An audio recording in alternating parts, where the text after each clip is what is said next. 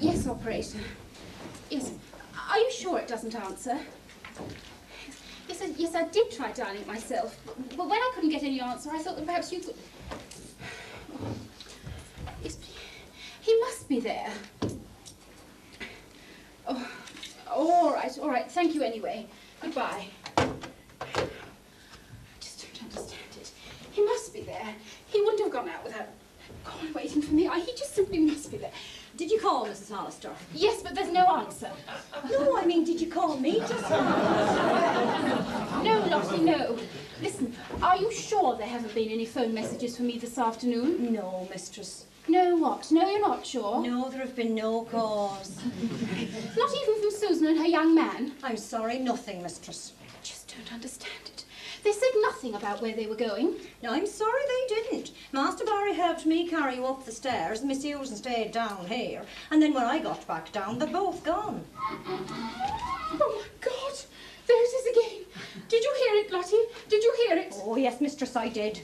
And that makes 19. Did I ask you to count? Must you keep on totalling up the number of those terrible screeching sounds we've heard this evening? But it was just that... Oh, never mind. Only what? Tell me, what do you know that I don't? Well, on the day that Master Edgar vanished, I'd just bought 20 new 6-inch nails. And when he vanished, they'd vanished with him. Nonsense. Don't be ridiculous. You simply miscounted. Oh, I'd never miscount 6-inch nails. They're much too long. Far too expensive. Some day that woman will drive me mad. Perhaps she already has. I must be imagining things. No, but wait. She heard it too. I don't know what it is. I know what it is. It's the house. It's an old house. They often make noises at night. Yes, that's what it is, yes. Oh, no! No, he won't listen. It's nothing at all. Lottie! Did you call, Mrs. Alistair? Lottie, come out here at once. Do you hear? I need you. Oh, no, there's nothing to be feared of, missus. Then why aren't you out here? Oh, because I'm hiding under my bed. Oh, no. Stop. Go back. Please don't come near me. Please go away. Hello? Who? Reverend Smithers? What in the blazes do you want? Bridesmaids? What bridesmaids? Damn and blast, didn't they tell you the bloody wedding has been postponed? Till hell freezes over for all I care. Yes, off. Yes, that's what I'm telling you. It's been called off. Now, will you please get off this line? I'm waiting for a very important call. Yes. Oh, no. Oh, no. No, please don't come near me. Edgar! Hello, everyone, we're home. Hello, Susan. Daddy!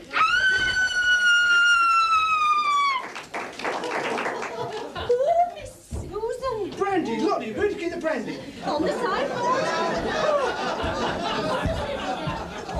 Wake up, Now, she's all right. Just had a nasty shock, Lottie. Here we are then, this just sorts out just fine. Wake up, Susan. It's all right. Don't worry. Barry here. Wake up, sweetheart. Edgar. What? Where? Don't try to talk, Mrs. Hollister, you've had a bad fright. But I heard him. I Yes. know I heard him. Yes, we all thought we heard him. What? Heard him? I didn't hear anybody. Well, then take our word for it. It was Edgar Hollister. In the flesh. Yes, we hope, yes.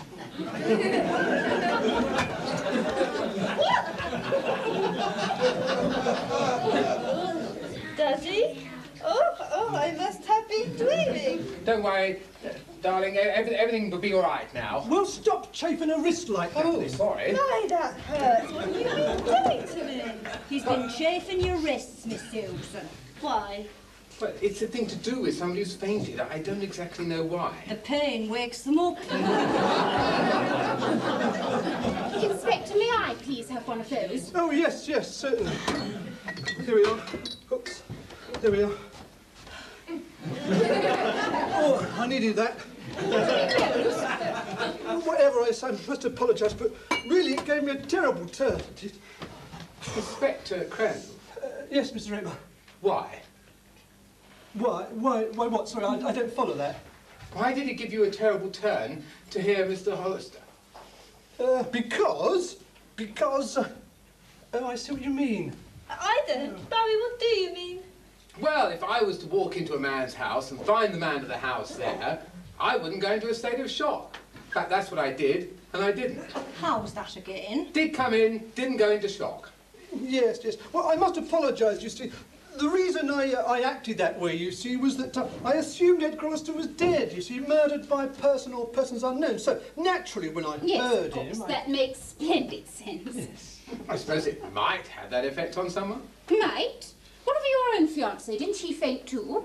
Mavis is right, darling. It was a dreadful shock, and I had only a teeny suspicion that Daddy had met with foul play. Yes, but what about Mrs. Hollister here, moaning and pacing, screaming the house down and then flopping all over the floor like a heap of wet washing? Nonsense. I was waiting by the phone from some call from Susan. I must have fallen asleep on the floor. Telephone, is there somebody on the line? Hello? Oh, Reverend Smithers, how are you? Oh, I'm sorry to hear that. What woman? She said that to you? Said what? What woman? Shh. No, not you, Reverend. Yes, she's quite right. We have decided to hold it off until Mr. Hollister is found. Yeah. But he is, darling. He was here just moments ago. Miss Hollister, I hardly know to tell you this, but that may not have been your father whom you heard. Yes, we will surely let you know what we decide. Yes, goodbye. Not my father, Inspector, but I certainly know my own father. The room was dark. You could have been mistaken. But who would want to pretend to be Mr. Hollister? Well, that's exactly what we don't know. So until we do, I propose that, well, I'll have to take Susan into protective custody. But we don't know that the imposter is dangerous. We don't know that he isn't. We don't know there is an imposter. And if it's her father, what has she to fear? Ah, yes, but that's just the point. Edgar, remember, was about to make an alteration to his will. If that person was Edgar, do any of us know how safe that is for Susan? Daddy would never harm a hair of my pretty little head. Of course he wouldn't, dear. Still, it's better to be safe than sad. Sorry, For what? sad. What's that? The word he said instead of sorry. Oh, sorry. That's better. The what? Sad? Well, naturally anyone would rather be sorry than sad. No, safe than sad. No, safe than sorry. Oh, shut up, all of you. I have a beastly headache and I'm going to bed. And I shall take Miss Susan into custody then. Oh, very well. Mavis, if your father should phone or anything, will you please tell him where I am? Yes, of course. But exactly where will you be? At the police station, I suppose. No. That's the first place that a maniac would look. Well, then where? The local hospital? Oh, no, that's the second place a maniac would look. I wonder where the third could be. The church basement. The back room at the beauty parlour. Protection booth at the cinema. The butcher shop. The dentist The surgery. sweet shop. Stop! Why not let the inspector say what he has in mind? Thank you. I propose to take Miss Susan to the one place you can be perfectly safe. And Where's that? My apartment. Say. What? How dare you? See here now. They're properly chaperoned, of course. Oh, good. That's a relief. I should say Then so. why not do so? That's a relief. That's what I say. That's what you said. So did I. And that makes two of us. What does? That. Chaperoned by whom? Well, by Mrs. Hollister, of course. Oh, I should adore that. After all, where could Susan be safer than with me? I'll just go and change into something more suitable for chaperoning. Yes, yes, and I shall just bring the car round to the front door then, okay? I wonder now, shall I make you a spot of something to eat? It might be a long and tiresome journey. No, there's no need to do that, I'm pleased to say. It's not far at all. What? You mean you know where the inspector lives? Yes, we've just come from there on one of our amateur attempts to solve this case. Oh, and where is it? It's a lovely little second floor flat on Sudbury Lane.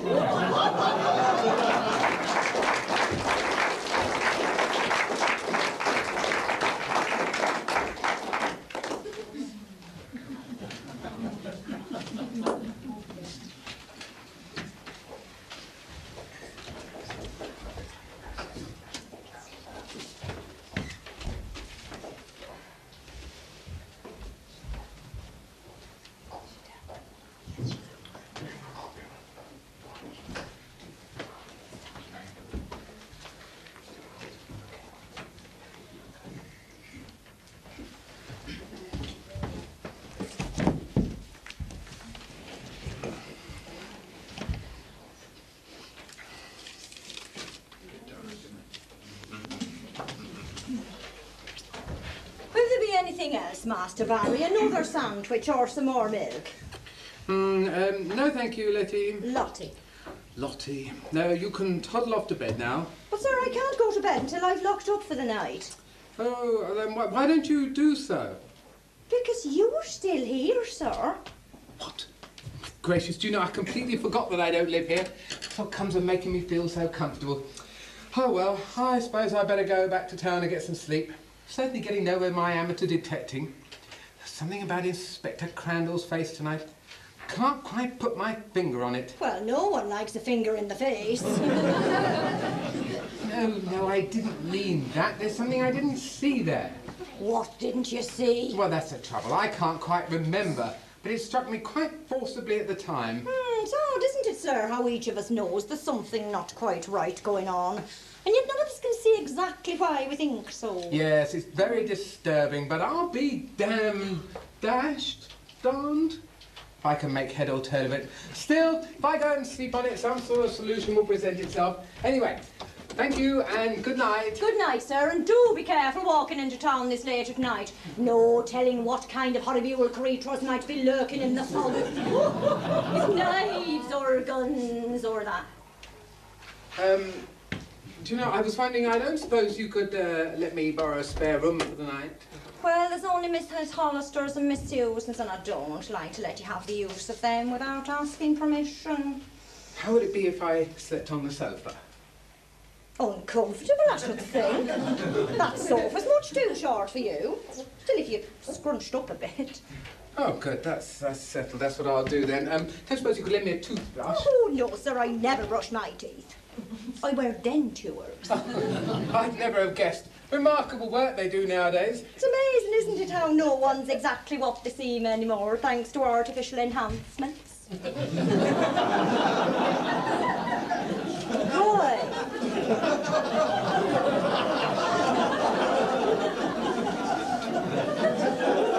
Do you know, you'd be amazed at exactly how natural looking with that there wig and moustache of Mr. Hollister's. What's that you say? Wig? Moustache? What do you mean? I mean that when he wore them, their falseness was completely undetectable. You'd have sworn they were his very own hair. But damn it all, darn it all, why would Edgar Hollister wear a false wig and moustache? Oh, solely for Miss Temperton's benefit, I do believe.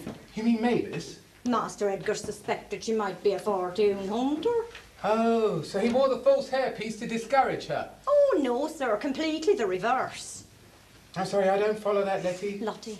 Oh, sorry. That's all right. Thank you. Don't mention it. Now, where were we? Well, you were afraid you didn't follow what I said when I said that Master Edgar wore the false hairpieces to encourage Miss Temperton rather than the reverse. Oh, yes. Yes. Why should such a get-up impress her favourably? Well, you see, sir, it made him seem a much older man. And to Master Edgar's way of thinking, a fortune-hunting woman would be much more likely to be drawn to a man who didn't seem to have too many years left to go. Well, yes, I can see how that might appeal, but after all, if he thought she was a fortune hunter, why not act his own age and, you know, why do the very things like to win her? Why not act his own age and severely disappoint her ambition? I do believe it was her legs, sir. Her legs? Shapely, he called them. She might have been a fortune hunter, but he didn't have the heart to let go them their legs. Let them go. He always did enjoy pulling people's legs in more ways than the one. Yeah. Do you know, Letty, I'm just beginning to see that you may have solved the entire mystery. Get away with you, sir. How can what I have said have solved the mystery? Well, don't you see, Lottie? Letty. Letty? There, Lottie! Oh, you got me confused when you got it all right the first time. But here now, how can what I have said have solved the mystery? Oh, well, we've been looking at the whole thing backwards. How so, sir? Well, we've been working under the assumption that Mavis was madly in love with Edgar. But if what you say is true, she wasn't in love with Edgar at all. It was only his money she was after. Ah, so if she married him, thinking him an older man, and then found out that he was a younger man, liable to go on for years years and years. Exactly. And she would do something about it. I can see it now on their wedding night.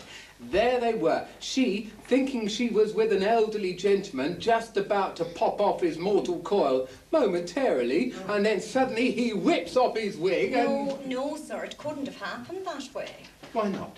Well, they weren't together on their wedding night. What? But why ever not? She said she had to go to a meeting at the Reverend Smithers's church. A fortune hunter going to church? Wouldn't that strike Edgar as odd? Yes, but that's undoubtedly what did happen, sir. Which goes to explain the potassium cyanamide in the cocoa. I should never have washed up that pan. Cyanide? What are you talking about? Pan? Cocoa? I don't follow that. Well, you see, sir, she didn't want to go to church at all.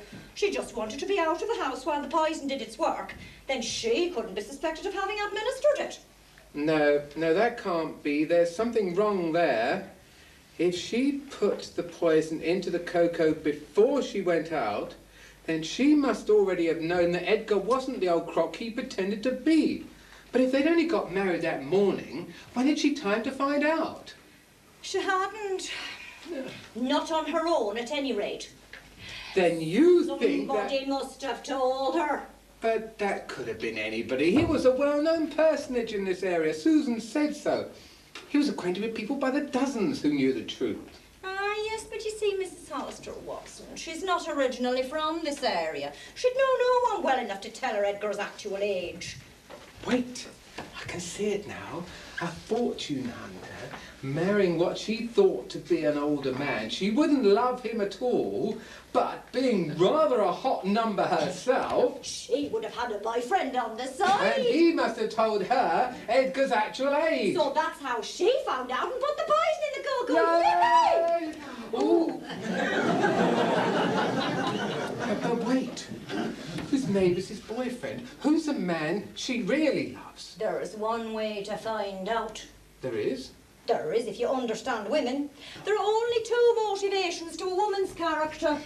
Being in love and talking all about it, and the one way in which she can indulge in the both simultaneously is making phone calls to her lover. Why didn't I think of that? Because you don't understand women. But what man does? Hello, operator. This is Mrs. Malloy, housekeeper at the Bidingwood Cottage. I wonder if you could clarify an item on our telephone bill. You see, there's a number here that I don't recognise, which has been called quite frequently since last Friday. Yes, that's the number. Yes. Could you tell me whose it is? Oh, what a pity. What's the matter? Here, she says it's unlisted. Well, do you think you could tell me from whence it originates? What? Are you sure?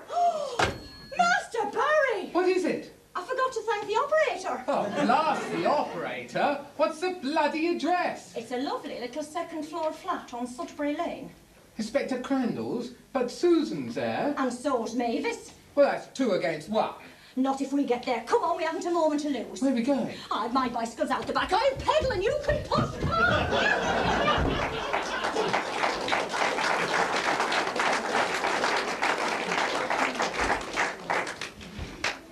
Barry, Lottie, I'm home.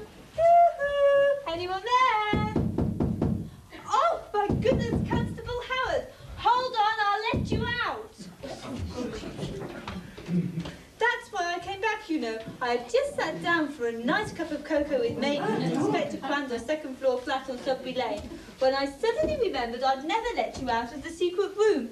So I dashed up, grabbed the car, came back here and... But you're not Constable Howard. Who are you? I am your father. Oh, how rippingly splendid. And here I thought you'd be stunning.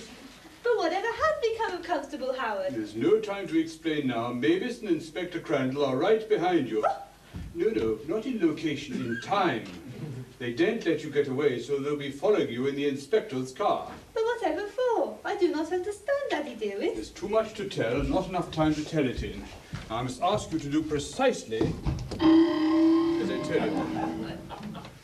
This time, this will be loaded with more than blanks. That pistol, where did you get it from? I thought Constable Howard had it down at the police station. All in good time, my dear. Now I must hide, and I'm asking you not to reveal my position when Mavis and her lover arrive. Her lover? Daddy, you don't mean Inspector James Crandall? I do. Now do you understand the danger you're in? No, can't say as I do. In any case, I don't think it's very sporting of you to leave you here to face them alone and unarmed. You are not alone, and I am not unarmed. Now be still, I can hear them coming.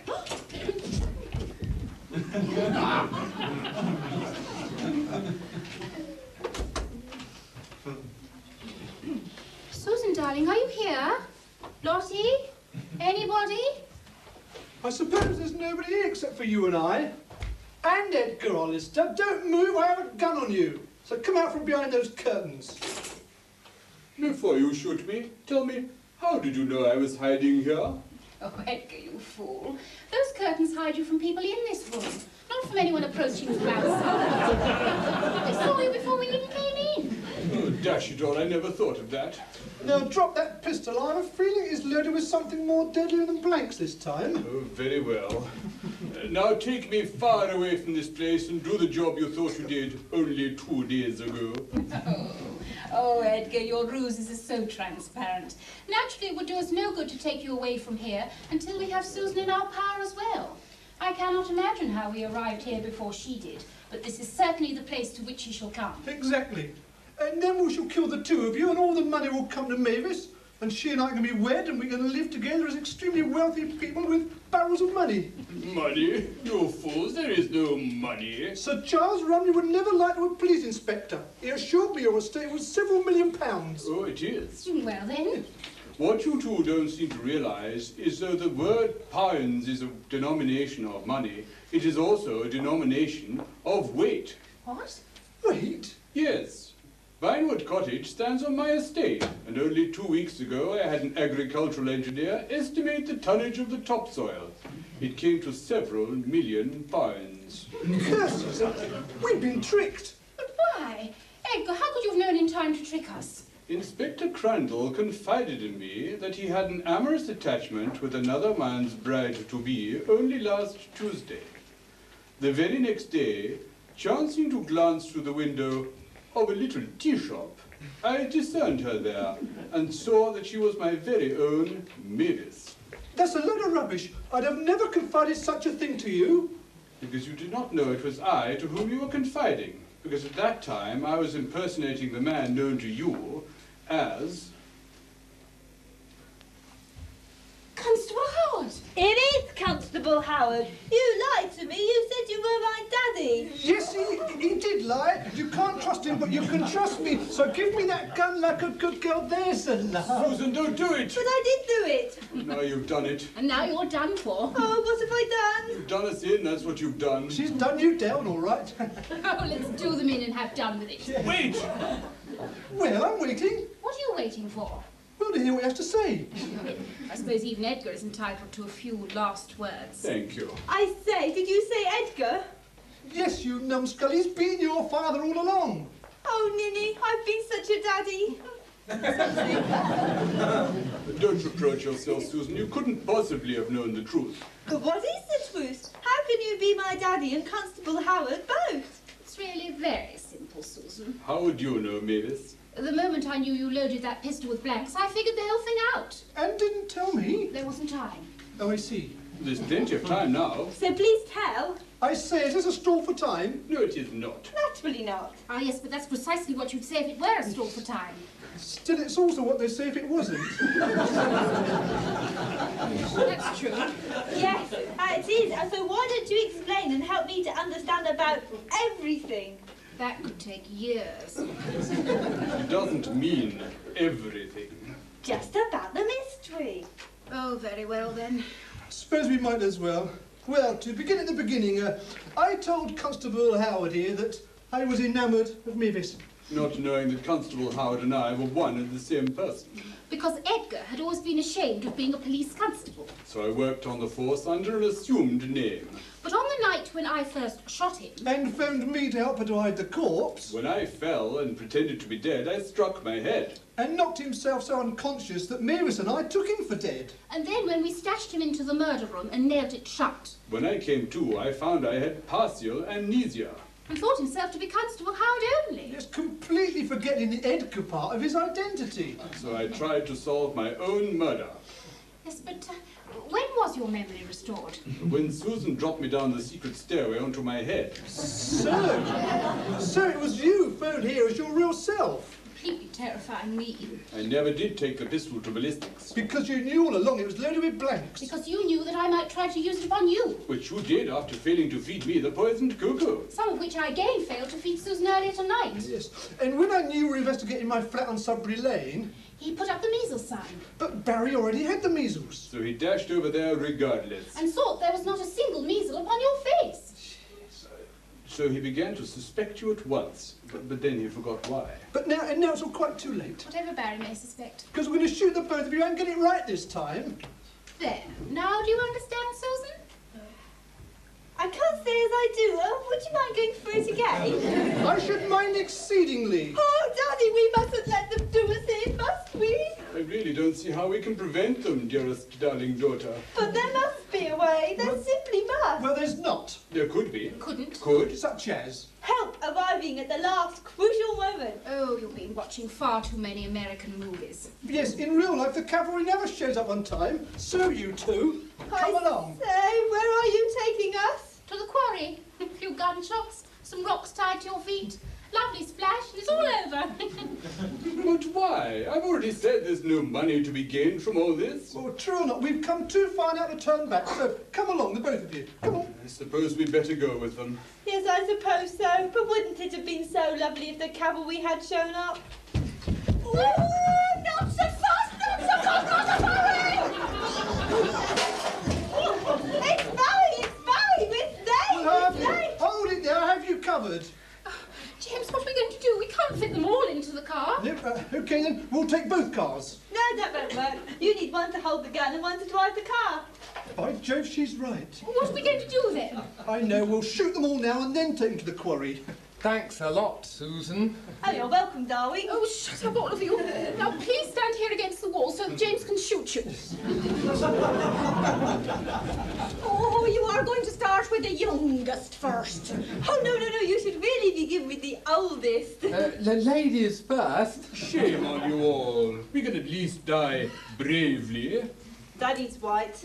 Did you say Daddy? But that there's Constable Howard. It's just my name on the force. He's actually my father. Oh, I'm awfully pleased to make your acquaintance. Oh, and I yours. You seem like a fine, upstanding young man. Well, he won't be standing up much longer. Now, James, will you please get on with it? Wait! Won't you please explain why we're all being murdered by an inspector of the police? Yes, it would be the decent thing to do, after all. Yes, but dash it all, we've just been through all that. Yes, but perhaps if you go through it again, I shall begin to grasp matters this time round. You tell them, dearest, if I have to hear this one more time, I shall go mad. Yes, but there is one small bit of information I should like to have. And what is that, Mavis? Susan said something about a secret exit from the murder room. I cannot imagine where such an exit is. Where is it? Oh, it's right under the... Susan, don't tell them, show them. But why should I not simply say where it is, Daddy? Because actions speak louder than words. Oh, yes, of course, how silly of me. And here I simply nearly went and spoke out and said that it's right under... Susan, show them, show them. Yes, show us, I'd like to see this myself. Oh, damn and blast. Is something the matter, Daddy? No, it's nothing, dear. It's just that, a part of what you must do is indecent for a young girl, and I will not have you do it with Inspector Crandall watching you. Oh, certainly not. No, I do beg your pardon. Now will you go through with it? Yes, will you please get on with it? No. Why not? Well, because Daddy said it was indecent. I didn't realise it, and I still don't see why it is. But if I am to die, I must at least die like a little lady. It's not really indecent. I just said that it was. Oh, in that case, I'll look. No! It really is indecent. I just said it wasn't so Susan would go through with it. Oh, I see. Oh, go ahead, Miss Susan. No, Daddy said it was indecent. I lied. Then I'll look. No! Why not? Oh, damn and blast. Wait, I have an idea. Why not have Susan do whatever it is, and I will watch, and James won't. And when she's done whatever it is, I will say whether it was indecent or not. I say, that's awfully decent of you. No, I say that's awfully decent of Susan. But only if it is. Well, naturally.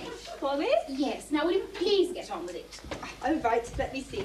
I put my foot on the umbrella stand like so, and I take hold of this particular prong on the coat rack and... Yes.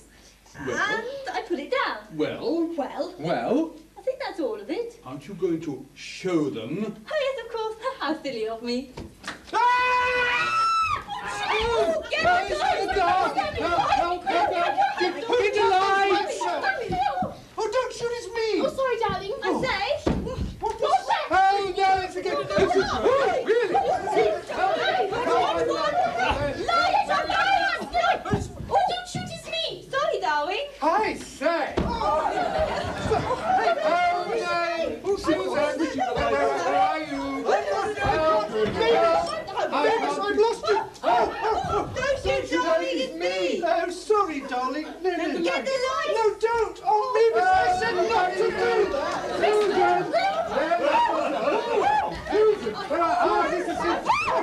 Get the gun!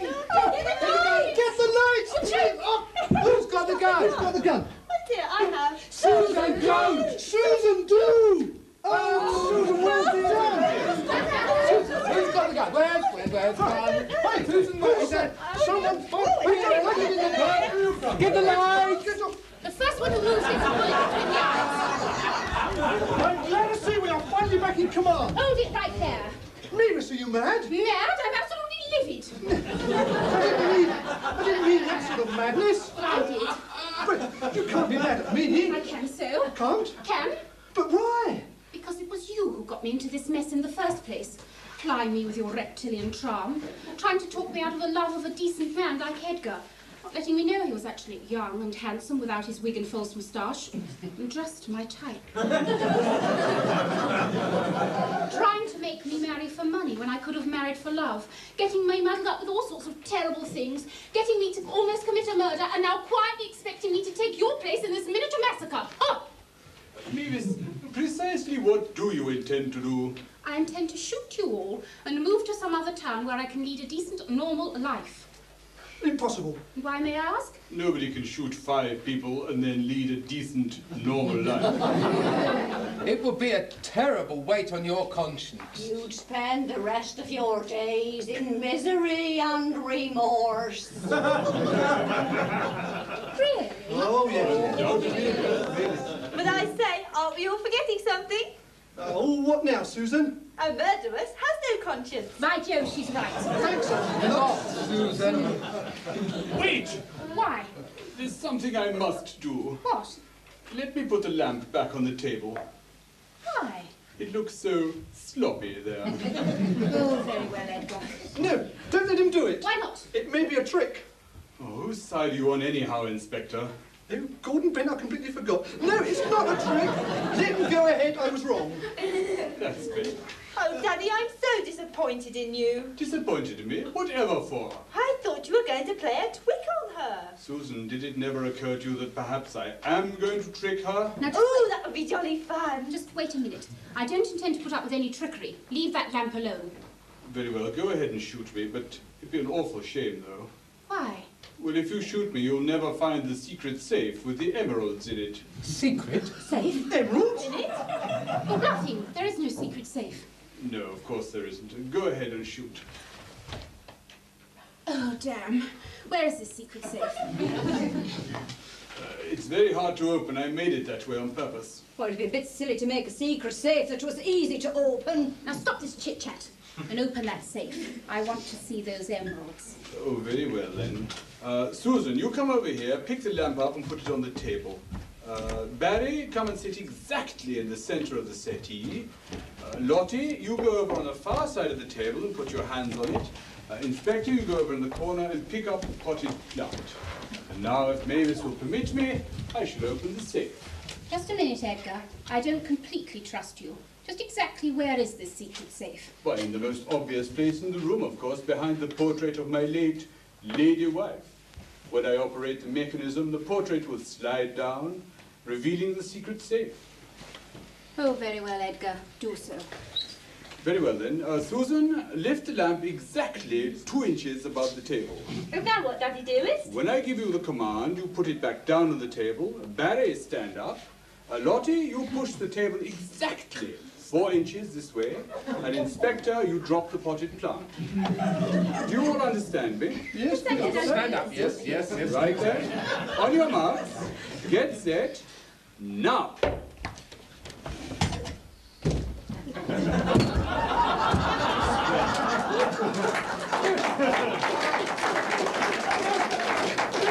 There's no secret safe, no emeralds, no nothing. I say your first wife took care of your second. Isn't it delicious? I'd like to think Lydia would have liked it that way. Well, can I stop pushing this table yet? Oh, yes, certainly, of course you may. Do you know, Susan, we never did tell the Reverend Smithers to hold off on our wedding. Do you mean to say after all that's happened, you still want to go through with it? Oh, rather. Oh, good, that means you're as crazy as I am. Oh, well, here, Miss Susan, could I be your bridesmaid? Oh, yes, Lottie, I should love to have you at my wedding. And afterwards you can clear up the confetti from the church steps. Oh, thank you, Miss Susan. Oh, she's a lovely girl. I say, might I be your best man? I mean, you're going to need someone who don't know anyone in town, do you? I say, it's awfully decent of you, Crandall, old chap, but only if my future father-in-law will allow it. Of course I will. The man's obviously a reformed character now that Mavis has shown her true colours. Got no further motivation for trying to kill me, so you'll be quite safe going off with him. Oh, dash it all, they've departed. Darling, our plan worked perfectly. Plan? What plan? Why, our plan to get my lover to give me the push so that you and I could live happily ever after. Don't you remember? Do you mean to say you're not a murderess? A person whom I should turn into the police, have sent for trial, and later on, of course, public execution? Yes, that's what I'm telling you. But the pistol, you fired it at me. Knowing all along it was loaded with blanks. But the cyanide. It wasn't real cyanide. But the cat died. Darling, that was a stuffed cat. But you just didn't know it when Constable Howard brought it back here. But dash it all, I'm Constable Howard. Yes, but you didn't know it at the time. Oh, yes, of course. I forgot about my amnesia. Amnesia makes it very easy to forget. And you say we planned it together like this, just you and I? Yes, of course, darling. But that nasty old amnesia made you forget the whole thing. And you thought your darling, adoring wife was a mean old murderess. Well, how silly of me to be so forgetful. Can you ever forgive me? Well, of course I can, my darling. Now, how about I go and make you a nice hot cup of cocoa? Oh, that would be nice. Perhaps with a little brandy in it. That's if you don't mind putting a little extra something in it. Believe me, my darling, nothing would please me more. I'll just go and get it. A marvellous woman, Mavis. 1 in a million. I'm so lucky to have found her. There you are, my darling. So sorry to take so long. Certainly, it was well worth the wait. I say, you certainly can make a corking good cup of cocoa. You can certainly say that again. I say, you certainly can make a... You certainly can make a... Oh, dash it all.